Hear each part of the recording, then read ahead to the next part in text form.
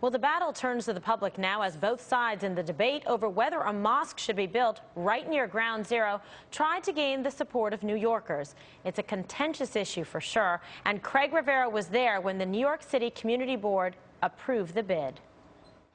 We're just 2 blocks away from Ground Zero here in New York City, at a site where community members have unanimously voted to approve a mosque being built right on this block. I'm with Robert Spencer. He's the director of Jihad Watch.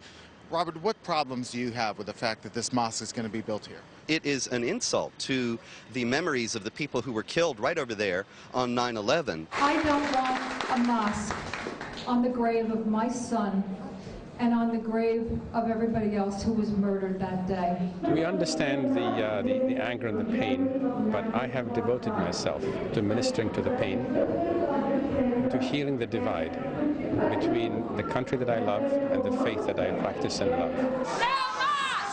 Emotional outbursts were heard throughout the meeting earlier this week from the community board that voted to allow the building of Cordova Institute, a $100 million mosque and community center in a building so close to Ground Zero it suffered devastating damage from part of a plane that brought down the Trade Center. That chance has been blown! Faisal Abdurrauf, after 9/11, said that the United States has to look at what it is doing to inspire terrorist acts. In other words, he blamed America for 9/11. The imam and supporters claim that a mosque will be a positive contribution to the city and a path to better understand the Muslim faith.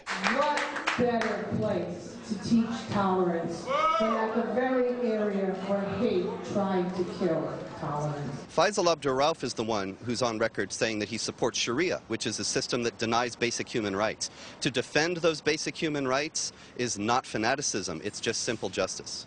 Despite the community board approval, the plan to build the mosque 2 blocks from Ground Zero may have hit another snag. For more than 2 decades, the 150-year-old building has been slated for a landmark status. If granted, that could prevent the building from being raised and the $100 million mosque from being constructed. Kimberly. All right, Craig Rivera, thank you. And joining me now, the founder of the Council on American-Islamic Relations, Nihad Awad, and executive director of Stop Islamization of America, Pamela Geller. So, Pamela, you're against this. You don't think it should happen? No, we feel that it's an insult. It's demeaning to the hallowed ground, the burial ground at Ground Zero. It is an Islamic pattern to build giant mosques on the cherished sites of conquered lands. We don't know where the funding is coming from, $150 million. We're very concerned about the imam who at last Friday's prayer said he didn't understand why the opposition was so hostile when our children and our grandchildren were going to be Muslim. So there are a lot of things that people are not aware of. The fact that he said that 9/11 was the West's fault and that Christians were responsible.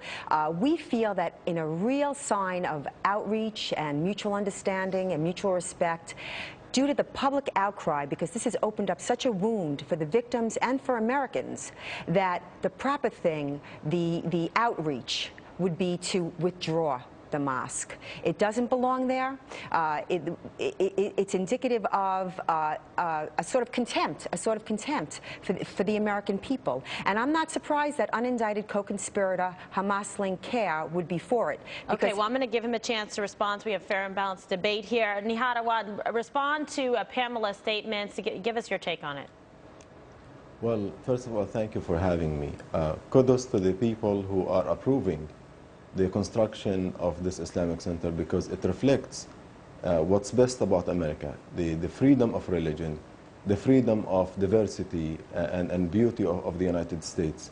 But the ones you interviewed and you are interviewing now, in opposition to the center's construction, do not represent America, do not represent New York, do not represent the beauty of what this country has been founded on. The freedom of religion. And also they have based their assumption on a false premise that 9/11 has to do anything with Islam. I think this fear-mongering and this distortion of the facts is the fuel that they have been using to divide Americans among themselves, whether you're Christian, Jewish, or Muslim. The 9/11 attackers have nothing to do with the Islamic faith. They have been condemned by the Muslim community, by Americans, but also by Muslims all over the world. This is so deception. This fear-mongering, This is deception. this fear-mongering This and is this deception. this Okay, distortion. we're yelling Allahu Akbar. See, I requested that we, unfortunately, I want to thank did not Nihad interrupt and her. Pamela. Thank you both for being on here. Fair and balanced debate. And I want to focus right now on Hollywood losing one of its legends today, actor Dennis Hopper, who died in Los Angeles after an 8-month battle with